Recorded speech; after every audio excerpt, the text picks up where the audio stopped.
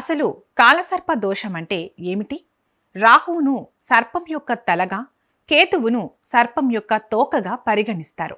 జాతక చక్రంలోని 12 ఇళ్లలో ఈ 2 గ్రహాలు ఎప్పుడూ ఒకదానికొకటి ఎదురుగా ఉంటాయి. ఈ 2 గ్రహాల మధ్య మిగిలిన గ్రహాలన్నీ బందీలుగా మారినప్పుడు ఆ వ్యక్తి యొక్క జాతకంపై రాహుకేతువుల ప్రభావం ఎక్కువగా ఉంటుంది. దీనినే కాలసర్ప దోషం అంటారు. రాహువు మరియు కేతువు జాతక చక్రంలో ఏ ఏ స్థానాల్లో ఉన్నారనే దానిని బట్టి 12 రకాలుగా విభజించారు.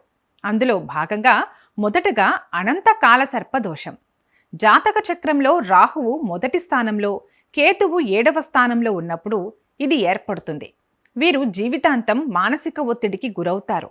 వైవాహిక జీవితంలో గొడవలు, వ్యాపార భాగస్వాములతో ఇబ్బందులు ఉంటాయి. సమాజంలో పేరు కోసం నిరంతరం పోరాడాల్సి వస్తుంది.